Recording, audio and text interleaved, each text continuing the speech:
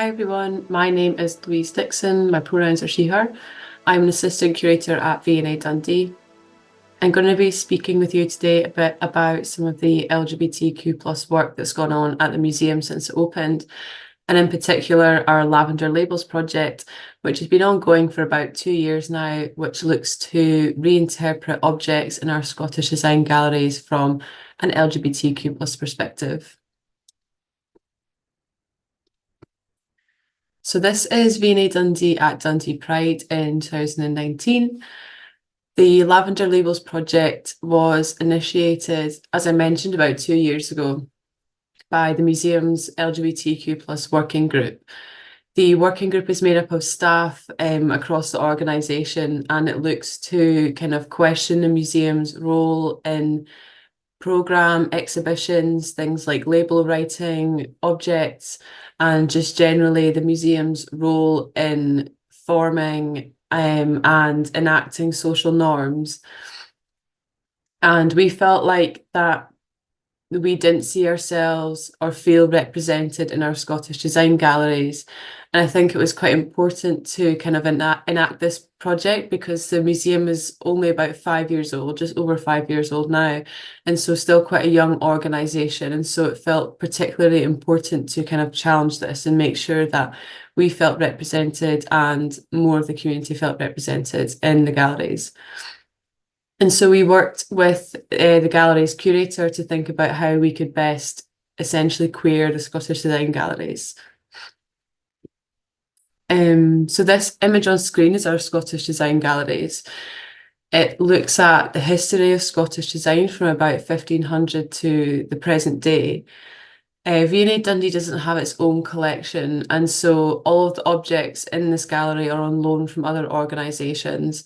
About 60% of the objects are from V&A South Kensington, so the big V&A in London, and the remainder of the objects are from other organisations, private lenders, artists and designers. The gallery is quite male heavy and it's felt to be quite historical, and so there are lots of areas that we felt like we could kind of intervene within. This is an object within the Scottish Design Galleries, and it was felt to be a kind of jumping off point for the project within the Scottish Design Galleries. And when the LGBT groups started to kind of look for ways in, it felt like when there were connections or LGBTQ plus stories, they were maybe there, but they were really quite hidden. And if they weren't there, then, well, they just weren't there. And so this is an example here of the two Roberts, so Robert Colloon and Robert McBride, who were lovers, and they met on their first day at Glasgow School of Art in 1933 and were inseparable since. So they were lifelong lovers who practiced together, and their kind of love life together fueled their creative practice. And they practiced and lived together until their deaths. And we have this object on display in our Scottish design galleries. It's a set design. And we've got some more information on it just here. So the object label which accompanies this object kind of touches a bit more on their life together, but we felt it just didn't quite do it justice. So the object label reads as follows: Robert Colloon and Robert McBride were Scottish painters, printmakers, and theatre set designers. Meeting on their first day at Glasgow School of Art in 1933, they developed an intimate personal and professional relationship, earning them the endearing name the Two Roberts. And we just felt like that this didn't do justice to a story of like lifelong queer love. And we felt quite sad at the thought that somebody could come into the galleries, a young queer person, and just, if you didn't know that this story was about a queer couple, you might just completely miss it and not know that it was for you. Somebody at one point said, like, you know, intimate personal professional relationship, like that could be your dentist. So I think it felt really important to pull these stories out and tell them properly. So following that deep dive into the galleries, we held a workshop with members of LGBTQ plus community across Scotland. And this included local school groups, charities, academics, and we wanted to explore how best to represent an LGBTQ plus experience in a museum, both in the galleries and out with the galleries as well. So kind of how you feel when you first sit in a museum, what barriers you might feel, how you feel represented and how you maybe don't. So this included talks about queer history, queer objects, Scottish history. We had some gallery tours and some kind of prompts to explore the galleries with as well. So on screen here are a couple of images of our lovely workshop participants exploring the Scottish design galleries. And we purposefully kept it quite open-ended, and there are no right answers with like what we wanted people to find and what is a queer object and what isn't a queer object. You know, when you walk into a gallery and you're faced with an object, it's often felt like that the object label, which has about 80 words on it, contains the entire history of an object and its full complete story. But, you know, this is just not true. And we bring our own backgrounds, which then influences our own interpretation of a story of an object. And we really wanted people to bring their own interpretations of objects, and what might be a queer object to somebody may not be to someone else. And so we were quite keen to find out what queer objects already reside in the Scottish design galleries, as deemed by our communities. Another really fun part of the day involved asking people to bring their own queer objects, and we all wrote our own labels to accompany these objects before kind of discussing this in a group. This part of the day was facilitated by Our Story Scotland, who are an amazing charity that collect and archive queer oral histories of people in Scotland. And it was a really great way to think about what makes an object personal and what makes it deemed to be fit to go into a museum, who makes these decisions, and kind of thinking about forming personal connections to objects, what makes an object queer, and how we come to have this deeper meaning to objects. And so these objects range from things like makeup to books, jewellery, beer mats, items of clothing, things like this. And it was a really nice process for everyone to kind of write their object labels in their own words and in their own writing. And we arranged it in a really nice little display. And I'll just read an example here from one of the labels, which is of this brightly coloured piece of cloth. And it reads, "A piece of cloth to support people in labour, to lift and gently support and roll the baby/bump, gifted to me by a queer midwife, symbolising the queer support I needed. It represented non-clinical, community-driven support and the part of my parenting journey and birthing journey that affirmed my queer identity and the unique experience of queer families." That's called a rebozo. And in this part of the workshop, it was really interesting to see how some trends kind of transcend time a little bit. Thinking about, for example, jewellery. And it was really interesting to see one particular outcome was somebody had brought in a single earring and was speaking about how this enables them to kind of feel safe in certain parts of the world, but also signal a queer identity in other parts of the world. And this really was relatable to somebody else who was of a different generation who felt similar. And then we were also talking about pinky rings, which a ring worn on a certain finger would signal something that you were part of the community, but only to those in the know. And so to those not in the know, it would just signal that you were wearing a ring. And so I found this really interesting to think about how these kind of signaling, coding can transcend time, but also just change slightly in the ways that, like, it could just be a different piece of jewellery. And how in some ways it could keep yourself safe, and in other ways it could signal that you were one of us, kind of thing. So this was a really nice example that says, In the 1960s, pinky rings signified you were gay. In the 1980s, I wore a ring depicting a buckle, suggesting our love was fastened by choice, not law. In the 2020s, my lover and I have no need for rings. Our half century together says all. And so the outcome of the workshop was that it was apparent that we already had LGBTQ plus stories in our Scottish design galleries, despite how we felt when the working group first went round, and we found it really hard to pull these objects out. But it was apparent that these stories were already there. And so it felt really important that we had to pull these stories out and celebrate them. And I think that when working with the community in this way, it's important to acknowledge lived experience as expertise. And the community told us that there was queer stories here, and so we had to tell them. So at this point, it wasn't defined what the Lavender Labels project even was. We hadn't named it, we hadn't decided what we were going to do. And so following the workshop, we decided that we were going to rewrite labels of objects which are already on display in the galleries. And so this took the form of 9 purple coloured labels titled the Lavender Labels. And so the objects in the gallery were chosen by the LGBTQ plus working group alongside the outcome of the workshop. And following the workshop, we established a set of advisors who kind of helped us throughout the stages of delivering the project. And they also helped us to co-write the labels themselves. So the labels were written by the LGBTQ plus working group with the gallery curator and this set of advisors.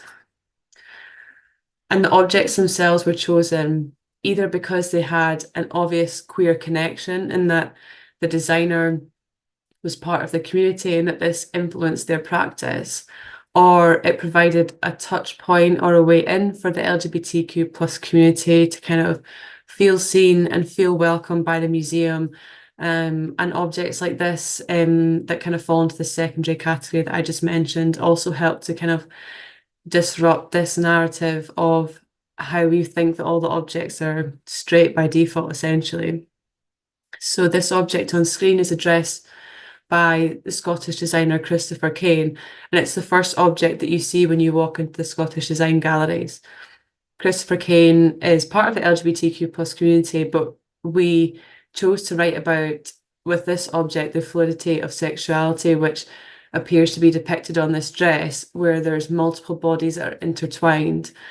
And because this is the first object that you see when you come into the galleries, the new label invites visitors to look closer at the object and to question what you're seeing rather than making assumptions on what you might be seeing at a glance and then walking past. And I was quite keen that people would look at this label and take tools away from it onto future objects outside of V&A Dundee as well. And so, you know, museums and galleries are heteronormative environments, and everything is assumed straight by default, even if you're not thinking it consciously. And so we really wanted to disrupt this assumption and make people question their environments and think about what's not written on the object label. And so this label now reads, a graduate of Central St Martin's, Christopher Kane has been acknowledged as a major fashion talent since establishing his label with his sister Tammy Kane in 2006. Kane's collection explores a range of themes such as his Scottish upbringing and interest in science, and with this dress, the naked body. The erotically entwined naked figures are based on sketches that he and his studio made during life drawing classes. At first glance, you might see just a man and woman, but look closer and you'll notice other bodies intertwined. Part of the LGBTQ plus community himself is Kane playing with our assumptions and exploring the fluidity of sexuality. This object on screen is a design for a public urinal at Alexandra Park in Glasgow. And as I mentioned earlier, that we reinterpreted objects already on display, this object was actually new in the galleries at the time that we wrote our lavender labels, and it was brought into the galleries for a different purpose to the lavender labels, but we decided to reinterpret it at the same time. So it was originally put on display within the context of the importance of public toilets in terms of public health and combating diseases such as cholera. And throughout the workshop, it became really apparent that when there is LGBTQ plus representation in museums, it's often upper class representation, and how middle and working class representation can be so drastically different. And especially thinking about our context in Dundee, we felt it was really important that we include working class representation. When this object was going in, we were slightly nervous, because it's the only object in the gallery that directly speaks about sex and how public toilets were a space at one point, in particular for men to meet other men, largely for sex relationships, but also because they face really difficult choices, and these spaces were one of the few places where men could meet each other. But we've had a number of school and younger community groups who have come on tours of the lavender labels, and this object has been really of particular interest. And many young people who have actually had no idea about this part of history and have described it as using words such as like sad but interesting and really wanting to know more. And I think that that's a really important reason why we should be doing initiatives such as this, because if we don't keep recording it and keep storytelling, then how we got here in the first place will just kind of be lost. So I must say that I think this is actually my favourite lavender label, and I love talking about how we have toilets in the Scottish Design Galleries. So other objects that we have added labels to, including in this first phase, include a copy of the Face magazine, the two Roberts that I mentioned earlier, a ceramic jug by Jessie M. King, designs for Bernard Klein's home, High Sunderland, and this small ceramic china plate on the bottom left corner. And so we explore things like private and personal relationships, friendship, fashion, chosen families.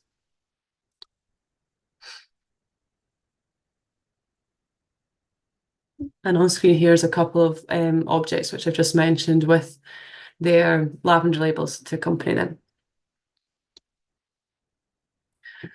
So once these lavender labels were put in place, this was in November 2022, we had lots of groups coming in for tours and gathered lots of feedback. And as I mentioned earlier, the gallery is quite male heavy and it's quite historical. A lot of the stories that we pulled out in the first phase of the lavender labels reflected quite sad stories, or they were about people who had to hide their identities. And so we had lots of people who fed back to us that they were really glad to see this initiative and to see these new stories, but then it also prompted people to ask, well, what about these identities, or why are you not telling this side of queer history and things like this? So I think it was a really great starting point for us, but there was obviously so much more room for growth. And so it felt really important that we react off of how the community were receiving the first phase, and finding places to move on to next. And so through the workshop and the research that I had been doing, it felt quite clear to me that a lot of queer history resides in quite DIY and personal and ephemeral material. Not all, but a lot of it does. And I think in the context of a design museum, traditionally when you think of like a museum object, you might think of things which aesthetically look high quality or are good design. And when I say good design, I think of things like connotations like money and things which are aesthetically pleasing and look a certain way. But this, I think, can exclude lots of people and lots of communities. It can exclude ways of making, ways of kind of just navigating the world generally. And I think it can be quite an elitist way of being and navigating and storytelling. And so I wanted to include process as design and think about more DIY forms of design as well, which I think can lend itself to LGBTQ plus storytelling. In our workshop that we did, that I mentioned previously, somebody brought in a beer mat and they had linked it to a story of their first date with their girlfriend, and they stole this beer mat from the pub with the kind of instinct that this is a special time, I need to save something from this date. And after telling the story, we all really kind of resonated with it, but somebody then made the comment of, it's all very well us bringing these objects in, but none of them will ever end up in the V&A. And I thought that was a really interesting comment because because we were here in the V&A asking people to bring their stories to us, and it was what really made me think about this DIY nature of or ephemeral nature of where our stories are and what they reside in, and how can we tell those stories. And so after the last iteration, I began looking into this kind of side of queer history. And we've just recently brought in 8 new lavender labels, but this time they are brand new objects as opposed to reinterpreted objects. And so trying to kind of weave in previously untold stories to queer history within the context of Scottish design. And so on the right-hand side here is an image of the Lavender Menace sign, the bookshop sign. So Lavender Menace is a bookshop which opened in 1982 in Edinburgh. So just 1 year after homosexuality was decriminalised in Scotland. And while there were other LGBT spaces in existence at this time, like the Gay Centre on Broughton Street in Edinburgh, this was one of the first spaces which was so explicitly and visually signed in such a way with this sign here. The sign was handmade and hand painted by somebody that went to Duncan of Jordanson, Dundee, actually. And it was kind of double layered, and it would slot over the railings in front of the shop each day, and it was then removed each night to protect the shop from vandalism. And the shop was a really important space because it was a queer bookshop, so it meant that people could connect with their community and with themselves through literature, but more crucially than that, it was a space at this really important time where people could safely meet each other and form community, form safe space, without kind of fear of judgment, or like they knew that they could be safe in this space as a bookshop. And so it was a really important space at a really important time. Lavender Menace still operates today, archiving queer books in Edinburgh. And it's one of the reasons that we called the project Lavender Labels, and lots of people came to us and said, you need to look at Lavender Menace. So this is a really large sign. I think it's about 2-3 meters long, on one of the walls in the Scottish Sign Galleries.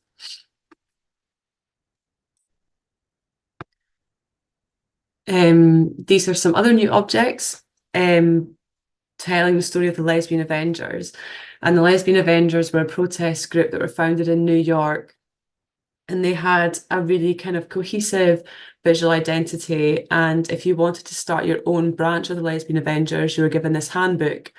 And the handbook detailed things like how to design an action, and it would talk about how every action had to be different but visually cohesive, how it had to be, you had to be quite funny and things like this. And it meant that the Lesbian Avengers appeared to be very large, very organized, and spread internationally. So spreading this lesbian visibility protest across the globe.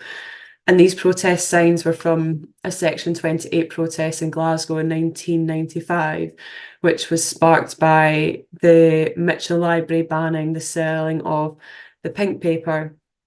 An image of the protest is on screen here, alongside the protest signs that we have put on display in the galleries. And as I mentioned earlier about like DIY and protest, we're like really pleased to get these in the galleries, but these were actually one of the hardest objects to put on display. And it might not think that like at first assumption, because these are really kind of ordinary objects. They're just paper and newspaper that have been stuck onto cardboard on a wooden strut. But because they were never built to last, they were never intended to be hung in a gallery for 3 years. So if they were to stay in this state, then they would degrade over time.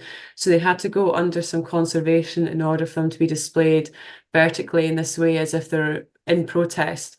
So they're displayed quite high up in the galleries and vertically. So they're a really nice addition to our galleries, bringing in more stories of kind of design on the fly, but also in protest, but in ways that's really organized as well. For me, this was one of the most exciting parts of our newest editions. So this is our comics case. This case previously showcased a lot of quite well-known comics, for example, Superman. And through the research that I mentioned earlier, it became important within the comics context to speak about publications of different sizes and different kinds, and how publication has been used as a way of finding and connecting community and as a way of communicating in itself. So publication is a tool of communication. So for example, on the bottom right here, this is a publication titled When I Was Me, Moments of Gender Euphoria, and it's published by Quindray Press, who are based in Scotland. And we're really pleased because it's our first object which speaks about trans lives and trans experiences. And it's each page in the comic is by a different artist, and each page speaks about gender euphoria. And so as a kind of collective book, it's a really lovely experience of just gender euphoria. It's a really joyful, lovely publication to have in the galleries. So it kind of speaks to that kind of global, international trans experience, but it's also deeply local in that it's made by somebody who graduated from Duncan of Johnstone. So it's a really lovely addition. And just above that is Batwoman. And this was a really funny edition that we kind of stumbled across. I worked really closely with somebody who's a freelance comics artist who came to me with this story, and we thought it was really interesting to include. So Batwoman was originally written into Batman because there was rumors floating around that Batman was gay for Robin, and so these rumors had to be dispelled by the inclusion of Batwoman. She was then killed off, and later on was brought back in this series, which is in this comics case now, and she had her own queer storyline. And this was done in part by Grant Morrison, who's a non-binary Scottish writer. And we previously had some work by Grant Morrison in the comics case, but we just thought it was really great to bring through their work again. So I think I'm really pleased that this is a full lavender label case. And whenever this was first put in, I had a visitor assistant that came to speak to me about it, and they said they were almost really taken aback because their initial instinct was like, oh, where's the white men? But in a good way, because it really challenges the kind of assumptions that certain people should be represented in a certain way. Somebody else said to me that it's really non-V&A, and to me that's a really good comment. It kind of goes back to that comment that somebody had made about the beer mat, and although I would like to get more personal stories in here, I think we're definitely on the way with these objects.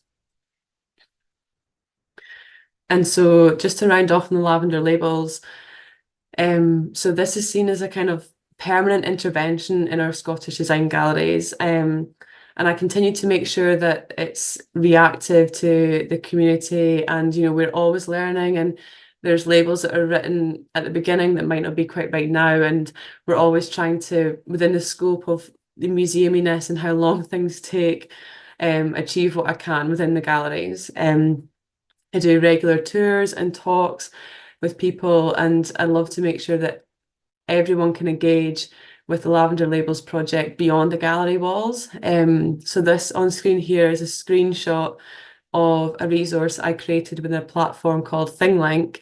If you follow this link on screen or you just Google V&A Dundee LGBT, you'll get taken to this page, and it's a virtual tour of the gallery via the Lavender Labels. And so if you click around the arrows, you'll get taken around the galleries, and if you click on the purple circles, it will give you a label of the Lavender Labels. So we've had about, I think last time I checked, almost 1,000 views of this. So it's really exciting to see people are engaging with this outside the museum. I'm also currently helping to put together an audio guide of the Lavender Labels, which will feature some of the designers, activists, academics, all involved in the objects and their stories to give a more personal interpretation. So I think throughout the Lavender Labels project, the labels have been one outcome, but the process of getting to labels has been just as important, and the aspect of community building, relationship building, and making sure that like the museum can be a space for people to gather. And on screen here is the queer map of Dundee, which was the outcome of a second research workshop that we held with Our Story Scotland again. This involved LGBT people from across Dundee coming together, and we discussed places and spaces of LGBT significance in Dundee. And similar to the objects, we chatted about how a space which is queer to somebody might not be queer to another person. And so this could be historical significance, but it also could be because I visited there one time, I'm telling you it's a queer place. And so often ended up being spaces which had been co-opted community spaces, or spaces which have over time continued to be LGBT spaces. And the findings were all put together on this resource online, which was designed by a freelance designer, Kat Laird. And you can find this map through this link here, or if you again Google queer map of Dundee, you will be taken to this link, and you can navigate by clicking each of the hearts, and you'll find a story that was written by a participant. And so there's some great examples here. For example, somebody had mentioned the bus stop, and how in lots of cities that you go to, you can find often lots of the queer spaces are within about a 10-minute radius of the bus station. And this is because lots of queer people would come to the city from their rural kind of countryside villages to meet each other, maybe more likely to be themselves, and then kind of co-opt spaces like bars and pubs nearby the bus station, because they didn't want to stray too far from the bus station, because they had to then get their bus back to the villages. So I thought that was really interesting. And it's actually very true for Dundee when you think about the spaces which we maybe know to be queer spaces now. Also, if you visit the McManus, they've got an object on display, a sticker from Rad Apple's pub, which was put on display in inspiration to this map as well, which I think is a really lovely outcome. And so I guess in conclusion, this LGBTQ plus work has been ongoing for over 2 years now. And these are just some of the changes that we have made. We've also worked with the Museum of Transology just recently to establish a Dundee Museum of Transology collection, held conferences with speakers across Europe, and established long-term partnerships in these changes to the galleries. I think that museums operate within a cis heteronormative framework which goes beyond the front-facing visitor interactions and includes how and why we display certain things, how we categorize objects and people. And these projects have worked towards the questioning and unlearning of these behaviours. And we're currently working towards our Bronze Charter with LGBT Youth Scotland, and this will make us the first museum with this charter, which we're really excited about. And I think going forward, so thinking about any top tips for anyone looking to kind of work in a similar area, and I think for myself, I guess as well, that things I always try to keep in mind is that within somewhere like a museum or a large organisation who wants to work with the community, I always continue to ask myself whose voice is being heard or who's speaking on behalf of the community, and like who retains the power. Museums are really large institutions and they have inherent power. And when working with the community, and especially a community who has been historically marginalised or has been misrepresented over time in museums, we need to make sure that we take time to build relationships and to build trust and to listen and give over some institutional power to work towards making other voices heard within these places like museums, which look to reflect societal values but also help shape them as well. So that's it from me. Thank you so much for listening. I really hope that you've enjoyed, and I really hope that you can kind of come into the V&A Dundee Scottish Sign Galleries and come and see our lavender labels. And if you have any questions or you'd like to get in touch with me about anything that I've chatted about, these are my socials and my email address at the museum. Thank you so much.